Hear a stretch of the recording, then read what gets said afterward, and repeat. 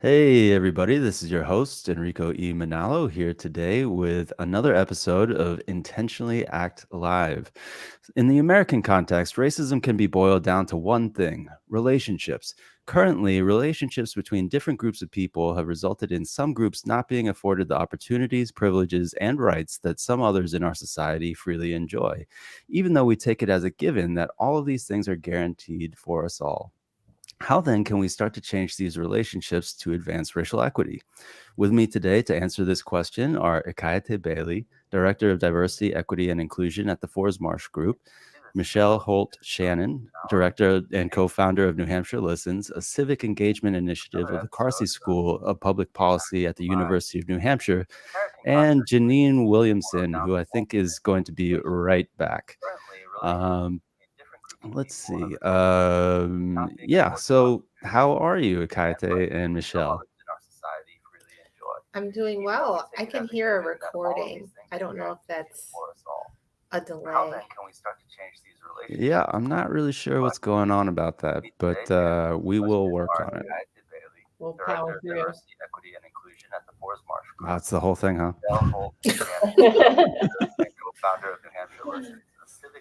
It's okay. We'll figure this out. Oh, here's Janine.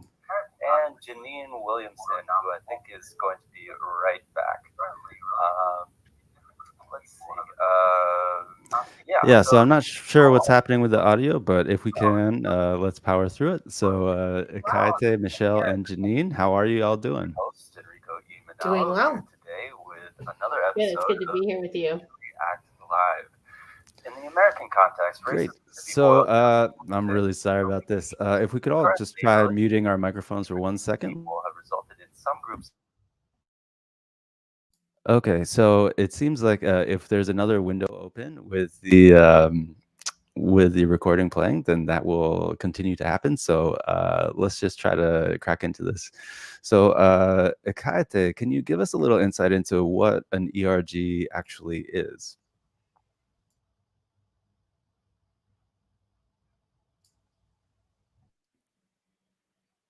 Oh, Ekaete, can you hear me?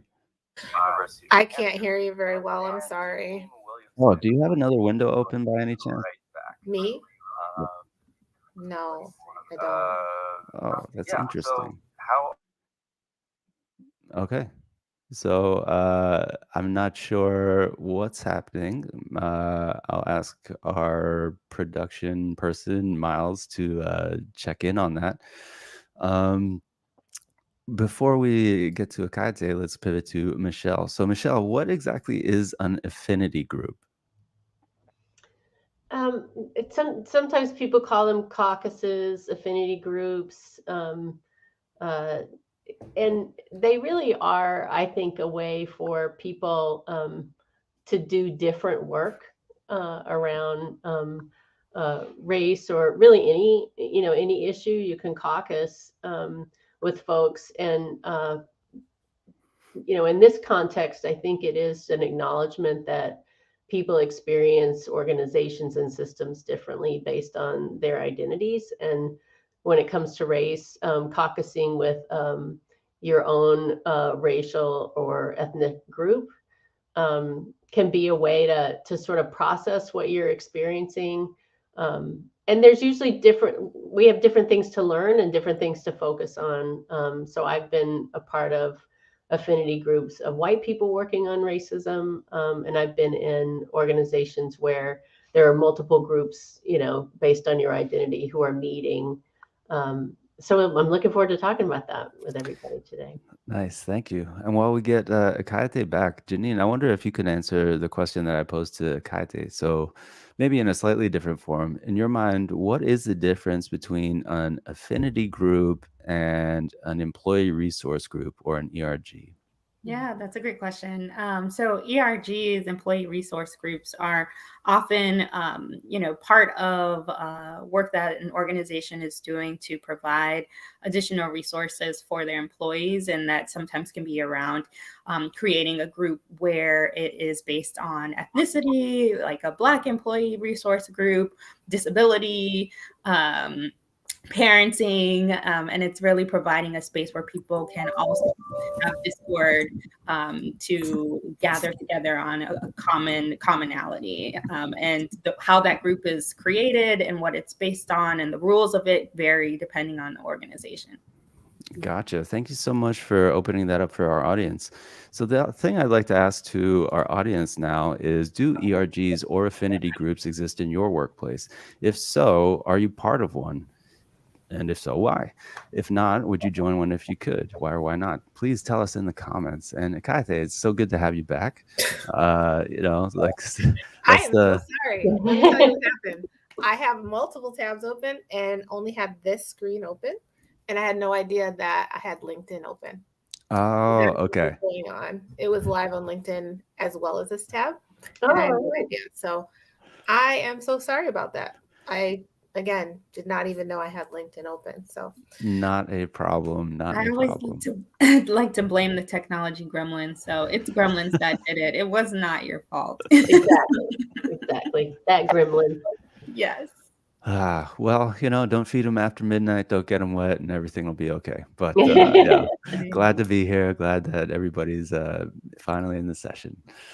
So we've just had Michele and Janeen go over kind of the difference between affinity groups and ERGs, and I don't know if you'd like to add a little something here from your perspective, Ekaete. Like, what is kind of I don't know. What's the value of ERGs? Like, what is kind of why do that in the first place?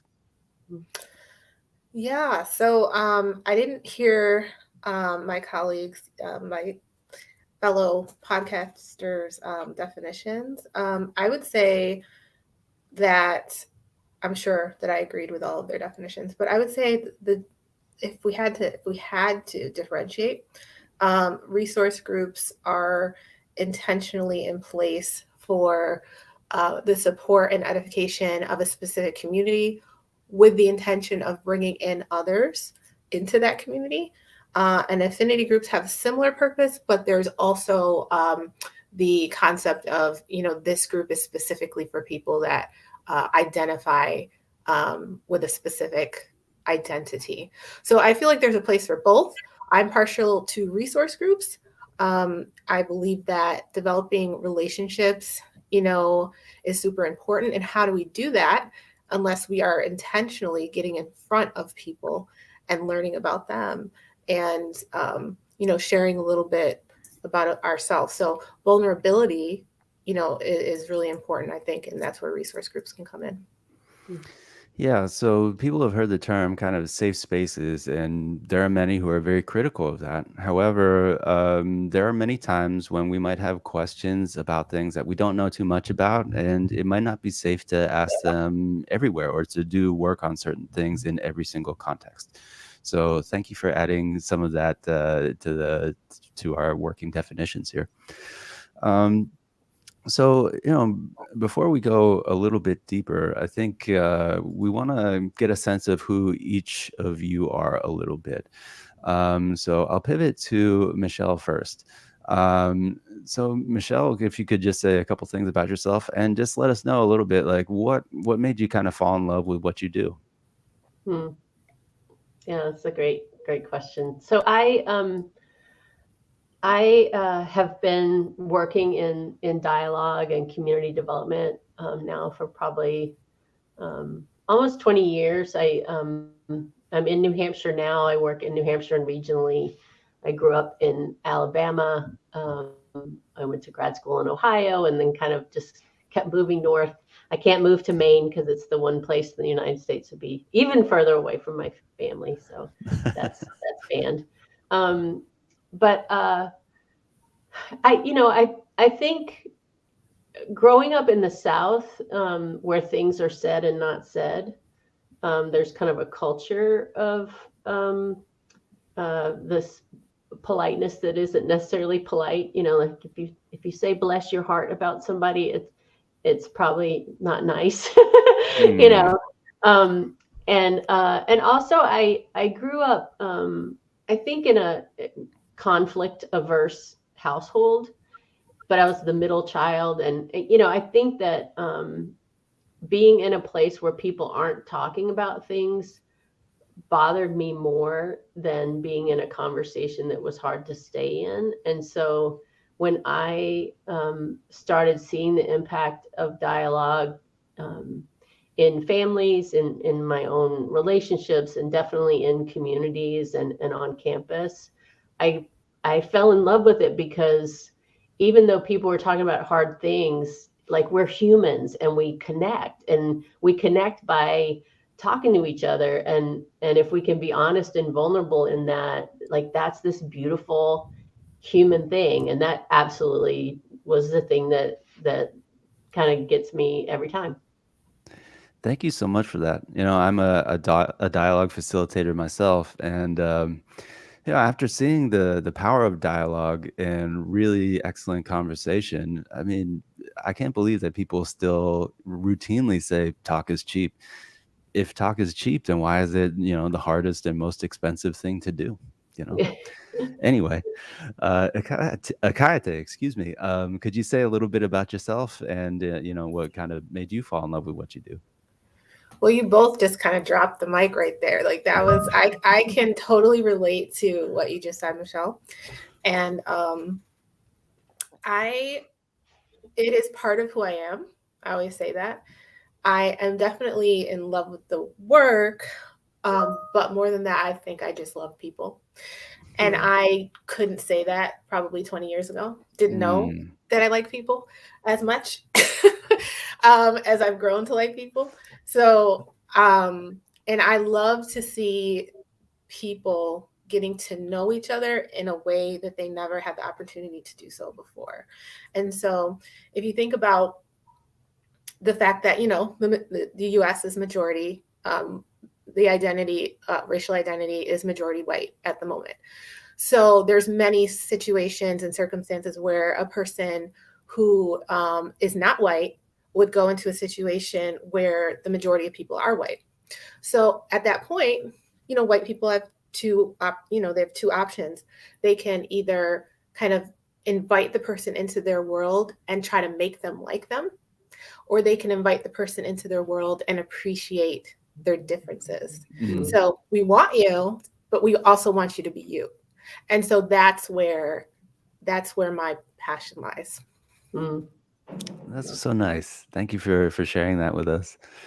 And let's turn to you, Janine. Same question. Thank you. Oh, you guys have given such wonderful, powerful answers.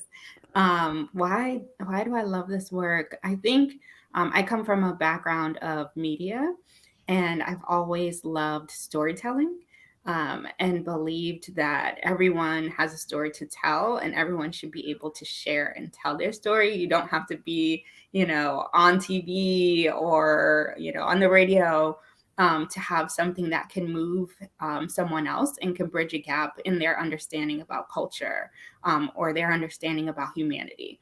And so I've always felt that stories are powerful and they need to be told in all spaces. And so I really love the opportunity to create space for people to tell their story. Wow. Thank you for all those responses. One of the things that we really want to accomplish with this show is helping people to understand that even though racism is an enormous and horrific problem that continues to plague us, it's not all doom and gloom, right? So you wouldn't have this many really intelligent, really dedicated people in this line of work if there wasn't some kind of payoff, right? And so it's not about blame and shame. It's not about making people feel bad. It's about our collective liberation. So thank you all for illustrating that so beautifully. All right.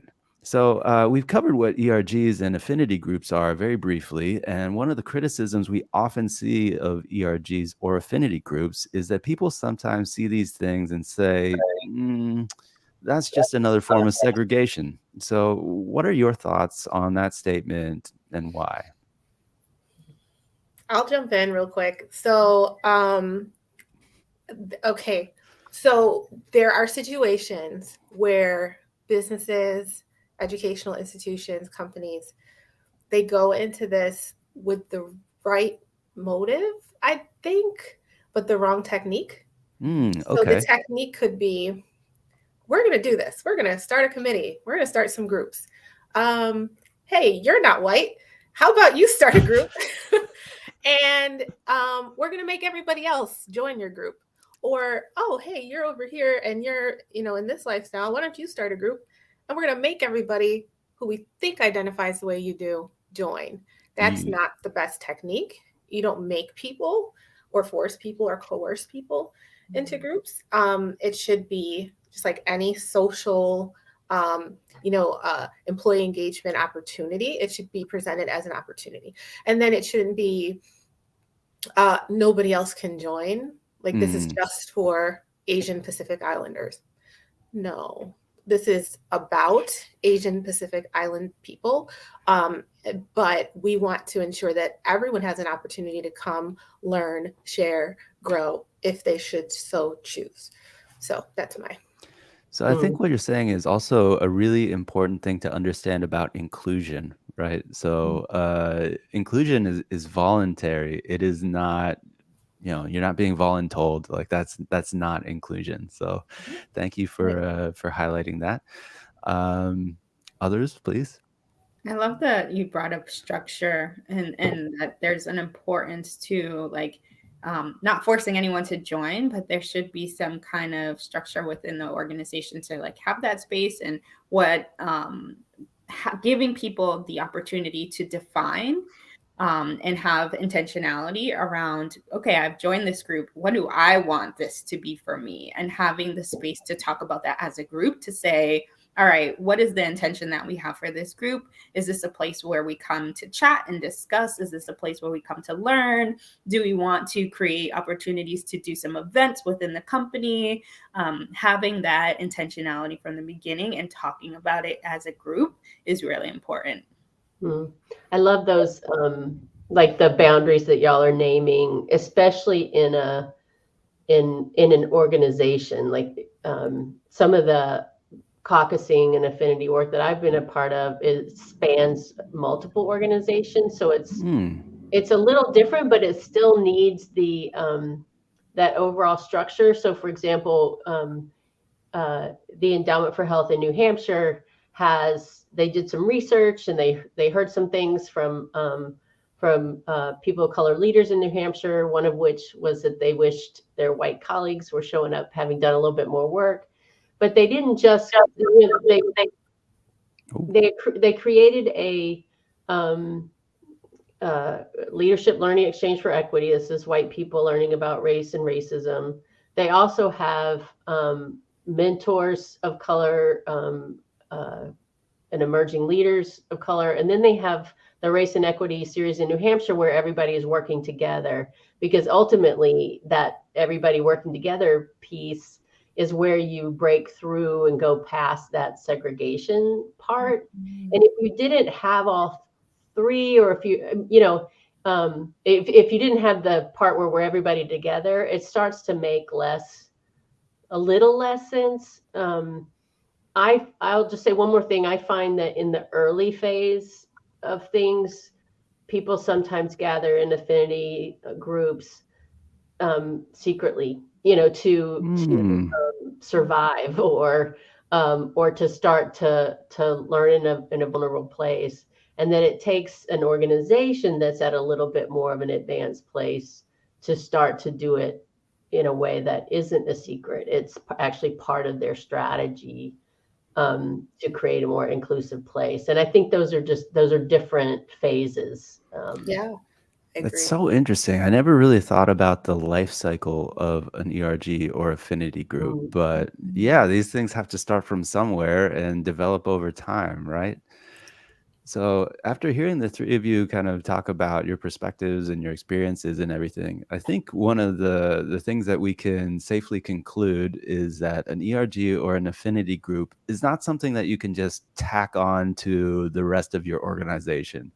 Right? We were talking about structure, like there's real planning, real forethought, intentionality, Janeen was talking about. So it's something that has to be really well integrated into the organizational structure and have clear goals. Otherwise, people are kind of like, what are you doing? Right? Did I hear that right? That's right. Yeah, for sure. So I guess, I'm sorry, go ahead. Oh, I was just saying, yep. Yeah. I mean, I was we had teachers in a school district ask for help facilitating their affinity groups. And the first group that gathered was the teachers of color. And it took a little while for there to be a kind of a recognition and I'll say courage to share that was happening with the system, and then initiate a white affinity group. And I'll say, I know part of what we're going to get at is this black and white frame, and how that I'll say we're in this weird spot in New Hampshire anyway. It's definitely still white people and people of color. We're much more diverse under 18 and more diverse than you think. But it's in any one place, the numbers aren't high except for, like 4 towns, and so it's still this to get the numbers of folks who have that common experience to some degree, it's still in a black-white frame or a white people of color frame, which I think is still kind of a black-white frame. So I feel stuck in that, actually, in some ways. So I'll stop there on that piece. Yeah, and just to provide a little bit of context, because and transparency here, I'm actually from New Hampshire as well. I'm from the university town that Michele actually works at. My parents worked there for a long time, and my mother actually ran the international student office. And I recall vividly, not too long ago, before she retired, she was mentioning that one of the issues that the university was facing in terms of attracting students of color was that students would come and tour the university, look around, not see so many students of color, and decide this is not a place for me. Mm-hmm. And so it's not for the lack of trying, but I was edified to see more people similar to me the last time that I was home, which was very much not the case 20 years ago. Yeah. So yeah, Michele, you were talking about white affinity spaces, and I know that for some people that might raise a flag, right? Like, oh, a white space, what's that about? So I guess the question that I have to the group in general is, how can being around others who are like us prepare us to deal with differences in positive ways, right? That seems kind of counterintuitive on the surface. Mm. That's a hard question. So the question is, how can being around others who are like us prepare us to welcome in diverse people? Okay. Yeah. So let me just level set, and I think we all agree that we have, as human beings, way more in common than we have different. The whole concept of diversity, equity, inclusion, in my opinion, is rooted in that concept of that we're all very, very similar, but the differences should be celebrated, not ignored. So if I am in a group with other Black or biracial females of color, I would hope that that group, we would be able to talk about common experiences that we have in our professional experience trajectory, but also to challenge each other with situations that occur in our professional and personal spaces, and challenge each other to go outside of our norm to build relationship with people that are not in our day-to-day. And so that's one of the things you and I, Rico, talked about a little while ago, is I would really love to see more cross-pollination between even the smaller, groups that exist in the United States. Mm-hmm. I would love to see more relationship building between, African and Black American communities, between Asian and Latino communities, between Latino communities and white communities. Like, all of us should be building relationship, but there's definitely a silo, I think, amongst smaller groups of people. We Mm-hmm. tend to stick to ourselves.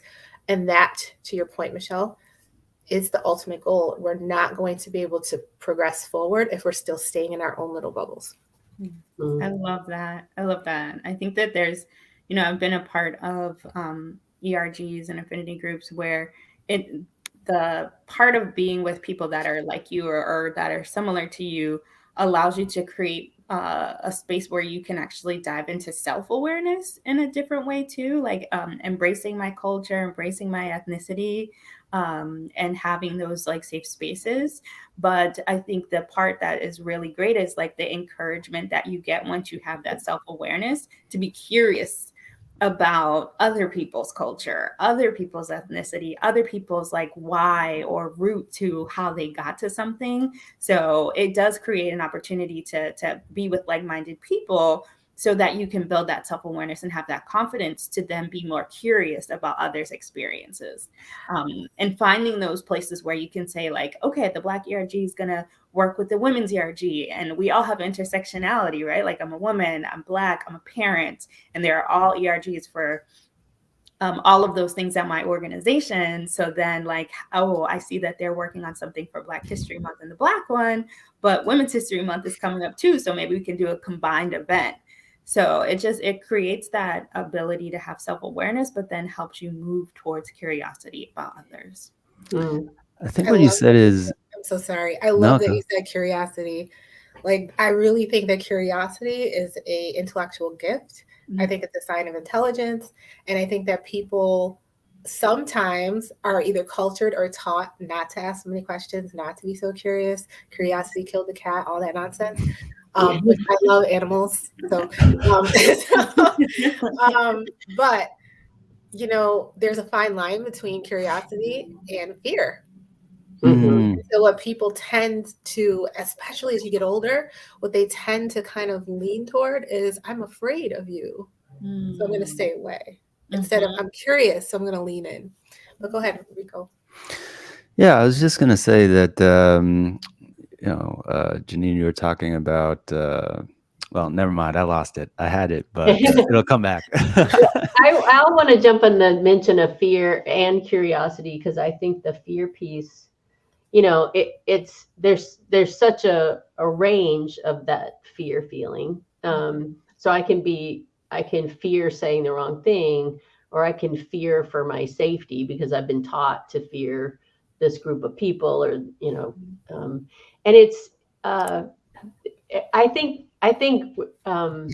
there are some paradoxes in this space of learning about yourself, especially if your group is the one that's had the social, economic, political power, as a group. And one of the things that actually I feel like we have to do to be able to move past our own socialization and to make change in society is actually to talk about what we've been taught and talk about our biases, implicit and otherwise.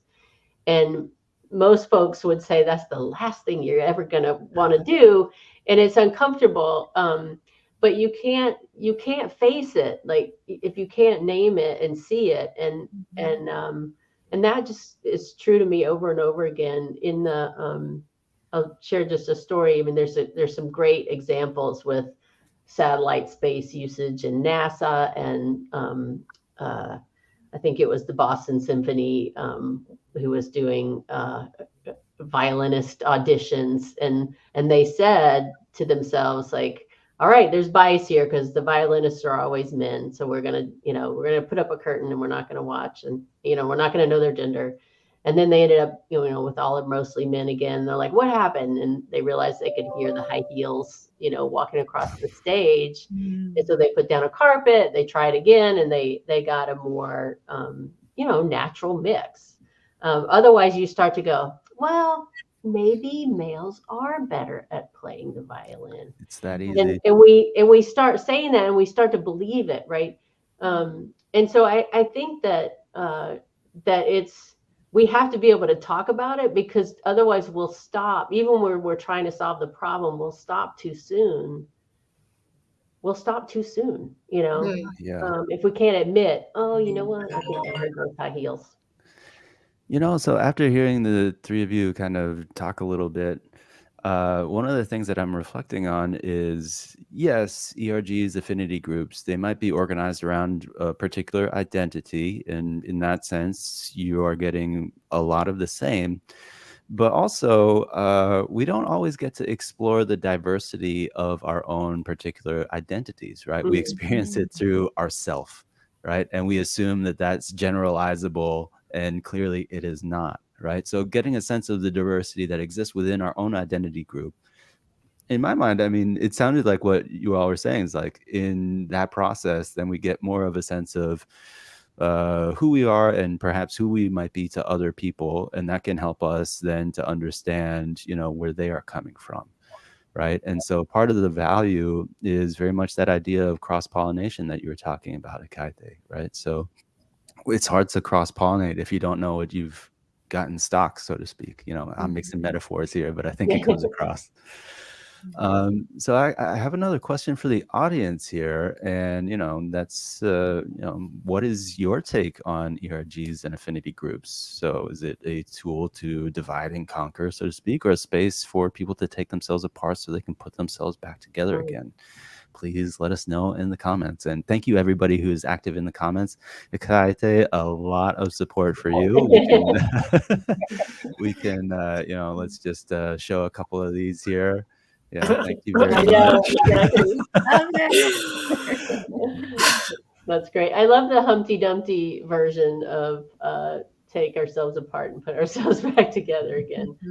Yeah, I mean, I don't know about the rest of you, but that's really how I feel the deeper I go into this work, right? So like my mind gets exploded, I put it back together again. It's like, oh, who am I? Like, okay, I think I can move forward. And then something else happens, and it's this ongoing process of revelation and understanding, I guess.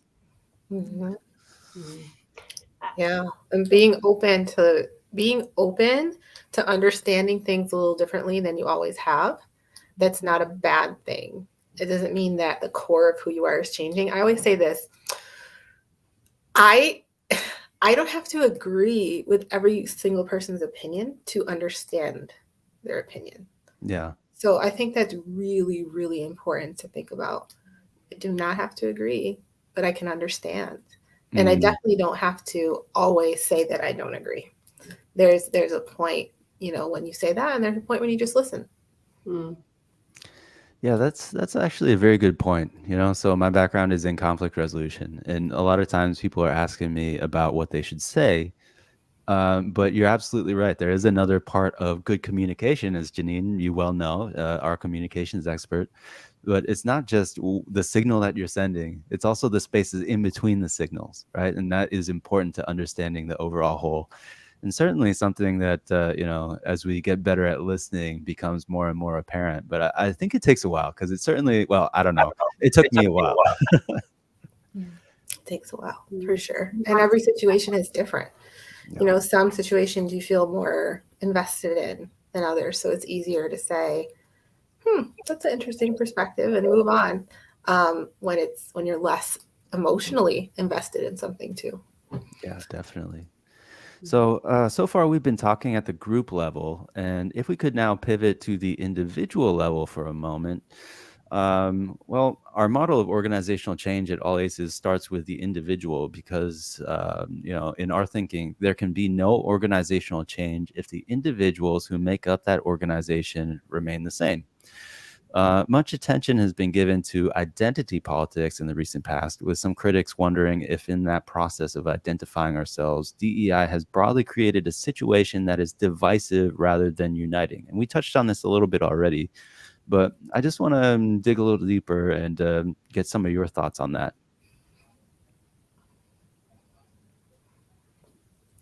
Whether this work is more divisive than unifying. Yeah, or what do you make of that criticism? I think that is a backlash, politically driven way to look at the work, because if we can call work that is at its foundation about humanity and the core dignity of all people, to then say it's divisive only, even helps further a narrative that I'm not a fan of. But I do think that that we can do things not well, and I have definitely seen mistakes, raggediness, places where that did not that did not work, and so but it's no more divisive than any other kind of human endeavor where we are just trying to be better. I find that it's really distracting, the stuff that can happen out around it, but that if you can get humans to, like, the people who are most impacted in that place, to talk to each other, you have a different conversation than the kind of things that get said in these social media spaces, national news. It almost takes on this other story and life of its own that you have to kind of push through now, because it's always there, sadly.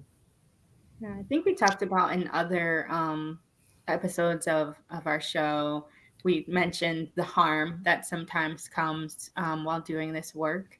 Mm-hmm. And so making sure that while you're going into this, if you're a consultant or you're an ERG or you're just someone within the organization, the concept that we have, Rico, at All Aces, of collective care is so important. Mm-hmm. So even though, as individuals, you're going through this process, there might be some trauma that's coming up, making sure that there is an element within the work where there is space and time and thoughtfulness about collective care. That, like, if I'm a Black person sharing about my experience and talking about something that was traumatic for me, that there's also some space where after that experience, I can go and talk to someone, or as a group and organization that we're working in, that we have that space to think about each other collectively and the care. Yeah, I'd love to learn more about that and how you do that. I think that's powerful. Fors Marsh Group does a good job at, offering, we have something called Spring Health, where it's a kind of a telecommunication, counseling, therapy organization. So we definitely have that availability. At the same time, we all, the company I came from, the company I'm with now, past experiences, and just from hearing from colleagues, we all need to normalize that and make that okay to seek out, counseling, coaching, whatever, because this work it can be heavy. And it can be heavy not only if you work in it full time, but also if you are an employee that is volunteering your time to be a part of a resource group or an affinity group, to lead in some way.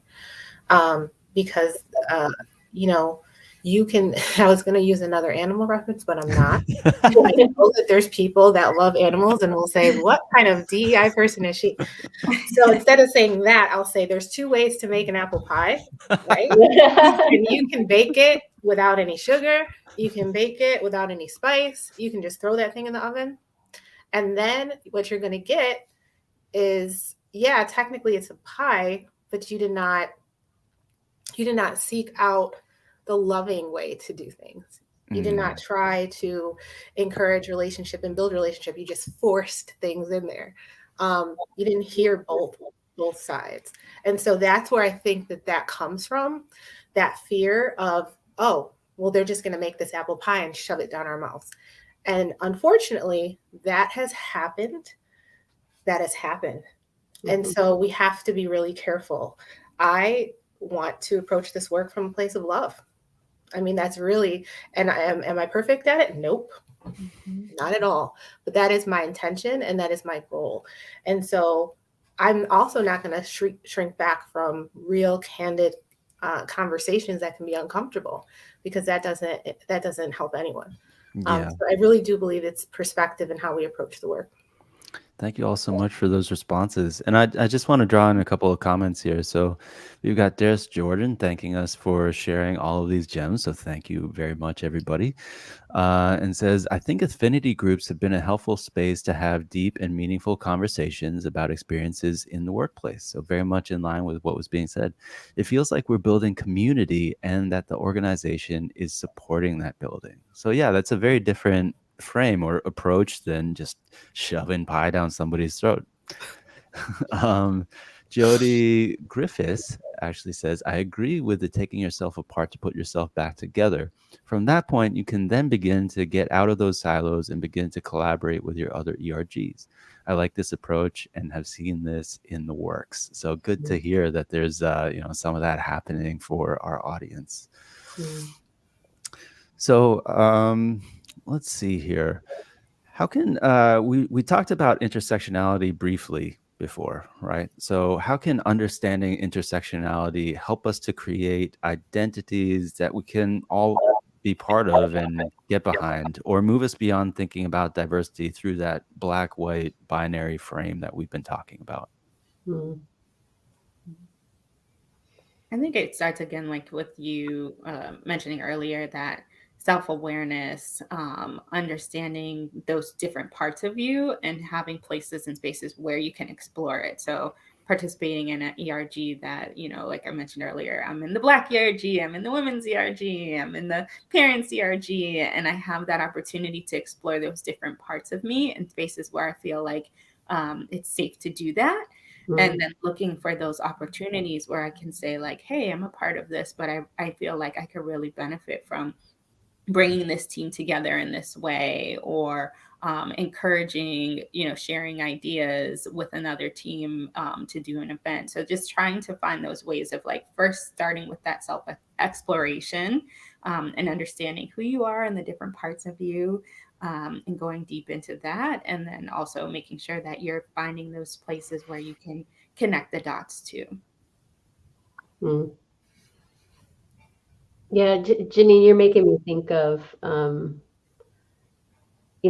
really that we're all susceptible to have this thin view of people, and we need to kind of thicken up that view and like see the vast array of any kind of person. And I do think that a lot of that just can't happen until when Brian Stevenson talks about proximity, you can't solve problems at a distance. And, we have to be in relationship, to each other to have that thickening, that de-siloing experience. I want, I guess, name a benefit of intersectionality that can happen inside of an affinity group. And I'll give the example of, like if you're doing a white anti-racist affinity group, so it's for white people, and if whiteness is constant, then you start to see, the economic differences, and the folks who are LGBTQ, or people who grew up in different regions, and we'll talk about racism in different regions differently, and so it's when you're holding that affinity identity as the same, it allows you to kind of make these thicker connections on the edges of that. And that's a different way of thinking about intersectionality, I think, that I hadn't really thought about until listening to y'all talk, and you, Janine. I find that's a benefit, especially for race and class. It's such a conflated, there's so many messages around poor white people, around people of color, and money and affluence and access, and so it's I found that useful. I love that. I think there's also an idea of like thinking about, I've been thinking a lot lately about culture add, and what your culture add is in an organization, and how you can really step into your strengths, and understanding like I may be the only one that has the experience of, working in this type of environment. And if I'm not aware of my individual strengths and like who I really am, I might not feel comfortable bringing that into the space that I am. So having the ability to think about like, what's my culture add? What are my strengths? What are the things that are uniquely me that I can actually bring into a space and share that might give someone else like an aha moment, or share something about myself that like you can't just see from the outside. Like I love those outside, those outer rings that you were just talking about, and feeling like you can share that in a new space. And I'll just want to lean into what you just said, Janine. I feel like in a way, it's a privilege to be able to know your strengths and be confident enough to share them in that way. And so we know just from experience, whether it be personal or being in, the industry, for 20 years, whether it be DEI or another form of industry for 20 some years or whatever, we know that people don't always feel that they can show up and be their most authentic self. And they don't always feel empowered or given the space to add to the culture. So I love what you just said. How can we create more spaces for people to do that? To show up with this confidence that this is who I am, this is what I bring. And I'd love to teach you a little bit about who I am if you want to listen. And I want to listen to who you are. How do we create spaces like that? I love that. I can imagine such a different working environment if that kind of thing that we're talking about were possible, right? Rather than those associations we come up with for the people in our office, right? Oh, that's the guy that always gets coffee at the same time as I do. Or, that's the person with the really loud truck. Right? These are not really helping to bring us together exactly. So to, our points around intentionality, I think, this makes a lot of sense. So a question that I've got for the audience is, if you've been part of an ERG or affinity group, what have your takeaways been from being part of them? And let us know in the comments, please. I'd be interested to see if people are experiencing some of the things that you're all talking about here. So, we introduced that idea of the black and white frame not too long ago. It's been kind of running throughout our conversation. And in many conversations that I've been part of around diversity, there is a lot of discussion around the relationship between white people and Black people, which can often leave those who don't identify as either out of the conversation. So how can we leverage ERGs or affinity groups to create not only better relationships between BIPOC groups, but BIPOC groups and white people?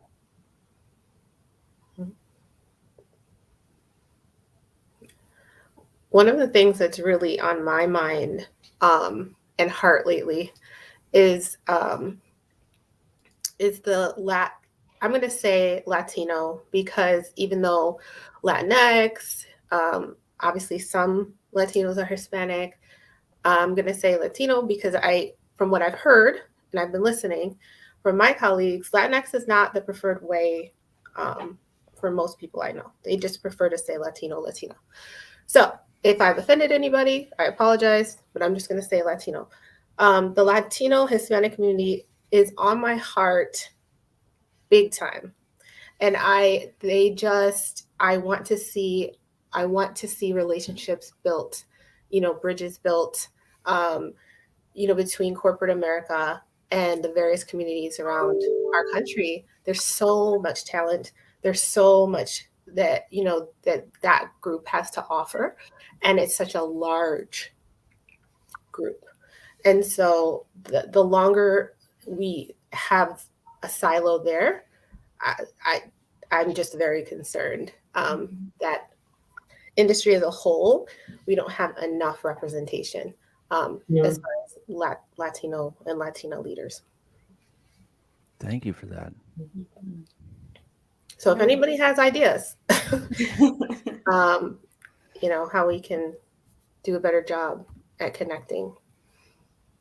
I'm really glad you brought up that group. I was thinking recently and talking with a group about kind of what you can do to create those safe spaces, and the conversation about like bring your whole self to work, and you could do that, but can you really, if your organization isn't set up to make you feel like you could bring your full self to work? And thinking about what are some of the things you can do within your organization to do that. So like creating ERGs or affinity groups for people, thinking about the pay gap, and especially between Latin American or Latino women, and starting there as a place to begin.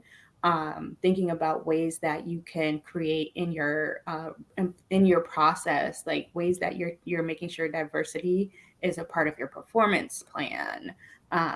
Thinking about how you are really creating those safe spaces and creating a place where people feel like they can bring their full selves to work. You can't just say that to people and they're going to do it. you have to create those elements, and start with like pay, and start with performance reviews, and start with creating different things and processes and policies within your organization, to make them feel like you're not just saying those words, but you're creating those things to allow people to bring their full selves into spaces. So important. Thank you for saying that. And you mentioned pay equity. I do have to do a quick plug for Fors Marsh Group, fmg.com. If you go to the website, we have recently decided to publish externally our pay ranges for the open roles we have. So a very big step toward creating equity, access, visibility to pay for potential candidates. And that was, the decision of human resources and leadership. And I just found out about it. I was like, that's fantastic. So pay equity is so important. And if I can just quickly jump in here. So I think it's also in the spirit of transparency worth mentioning that there is an existing relationship between All Aces and the Fors Marsh Group. And so we are very glad to have you on the show and to be in support of the work that the Fors Marsh Group is doing. So I hope I didn't derail the conversation too much, but yeah, in kind of thinking about these intergroup relationships, right? So we know that on individual levels, establishing friendships can go a very long way in changing someone's attitude about different groups of people, but not everybody has that opportunity, right? So as mentioned, I'm from New Hampshire. I didn't have a whole lot of opportunities when I was living there. And so I wonder, from your perspectives, what might somebody in that position do? Right, so they want to get contact with people who are not like themselves, but maybe it's a quirk of their geography or something that's preventing them. Like, what would you suggest? Research what opportunities are out there as far as virtual groups. Even sometimes there's reading forums, or people come together around a specific topic, whether it be art or music, but you're looking for diverse groups in particular. And so if there's something that you're interested in, and you're looking for a way to kind of build community around that, research and try to look for diverse groups, that's one way. Obviously, we all have full lives, so that would take a little bit of effort, but I do feel like it's worth the effort. And there's ways to do it locally. Do something that you just would not have normally done. Why not visit a Juneteenth celebration in June? Why not attend a Hispanic Latino parade in August, September? I think it's September to October is the official month, but often parades are in the summer, that kind of thing. And then there were some comments here. People were kind of talking about the Latin thing. Mm-hmm. The question was, do you believe the very size of the group is part of the issue? I don't know, but I know that 18% of the population is Latino Hispanic. And so we need to be in better community, I think, with each other. You all were making me think of, like you said, place-based and, how to reach out. we hear that a lot in New Hampshire. I mean, one thing I always say is just find something you love, whether it's, football or quilting or, making kimchi, and you'll find dig into it, and you'll find that you'll learn about people and race and culture and ethnicity in that digging in. The other thing is we don't go into a school these days and not see kids of color. And so last time I went home to Alabama in these really rural places, I would see these tiendas, and you're just it's not all urban, and there is a lot of different kinds of racial and ethnic and cultural diversity all over the United States, and there's a history of it no matter where you are. A deep history, certainly, of indigenous cultures. And so the other thing I'll say is that, and this is where we're stuck, and this is that language thing. And you named it, Ekaete, about, whether it's Latinx and Latino, Latina. That's one language, like a language piece where there's a language struggle. But whiteness, BIPOC, people of color, that is still there's this frame where I need to learn about how I've been socialized as somebody who's white, and yet the grouping of everybody else is because of whiteness, the creation of whiteness. And so, and it's a false it's a false construction, but it's still the one we're in. And I struggle with I can't move past it yet, but it keeps all the other groups that are lumped in together as if it erases them, frankly. I mean, it erases all the groups. I'm not sure what to do about that. Thank you for your candor. I mean, I feel like if any of us really had the answer, we'd be running around shouting it and telling everybody, right? But yeah, to your point, we know that biologically we are prone to binary thinking, right? It happens all the time. And kind of in support of what you were saying, we've got this comment that came in. I feel we push them away. So talking about that group of Latino, Latina people, push them away by making them feel they don't belong because their first language isn't English. So again, connected to our history. That very much disturbs me because that's something that they still have to connect them to their heritage when ours have been taken away by not knowing our native tongue. Wow, I've definitely felt that. Their language should be admired. Yeah, so I think that just kind of speaks to the power of everything that everybody here was saying. Completely agree. And I know we're wrapping up. I just want to comment on what Michele said. The concept of erasure, it's very a very true, disturbing concept, especially in a lot of indigenous cultures. And one of the things that I want to point out really quickly is that internship programs and specific targeted programs are one way, I think, to bring in different communities. And Fors Marsh Group did that recently. We have an Indigenous internship program that my manager Ryan and Curry created. I have to give her a shout out because it's so unique. It doesn't exist. We haven't found it anywhere. So there's things like that we can do as companies, as in the industry.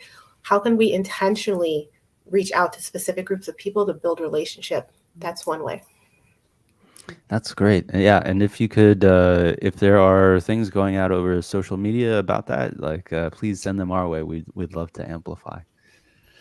One question that I have for our audience as we're winding down here, and I hope this is not too much of a bummer, and I'd like to get some of your perspective on this too. And I certainly have my own opinions, but this is one that I've seen more and more often these days. And it's, can people who belong to different identity groups ever really be friends? Why or why not? Tell us in the comments. So I don't know. Ekaete is laughing, so I'll take that as a good sign. Janine, we're all laughing. Not only can they be friends, they can fall in love. They can have kids. I'm a product of that. So yeah, absolutely. Yeah, I have always valued my friendships that I have a lot of kind of international friends in my circle, and I've learned so much from them. Like that's part of that relationship building, and that's part of like what makes me be someone that's curious about the world. And it's because I have friends that have been like, yeah, we do this in our culture, and like you don't do that in yours. And those, even from an early age, really sparked that understanding and like love for just building relationships with people, no matter what their background or ethnicity or whatever the case may be, how they identify. It's that exploration of understanding humanity in a different way. Mm. And even various ages. Yes. I have, some of my closest best friends are anywhere from 29 to 63. And so I love that. Yeah. Anything to add here, Michele? Ditto. I mean, I know for me, the ultimate sign of, success is seeing deepening relationships across all kinds of differences and networks, and that they keep moving forward. They get sustained, they do shared work, they go through conflict, and survive it. Yeah, and we've got thank you so much for that, Michele. We've got another comment kind of in support of what you were all saying. Yes, I 100% believe they can be friends. I have it in my life. We just have to be open to occasional mistakes and learning along the way. Mm-hmm. And for me, when I first encountered that question, it was hard not to kind of dismiss it out of hand. But then I kind of had to reflect like, oh, yeah, I've led the kind of life where I'm able to have lots of friends from different groups, even though I'm from a place where there's not necessarily a lot of different kinds of people. But it's really easy to forget that, in going through your own experience. But I think one of the things that I've observed contextually that's come out around that question is there are perhaps a number of people who are starting to feel like racial tensions are so high that no, people of different groups can't be friends with one another. Maybe not really. Maybe because you can't really be yourself, or maybe that's the thinking.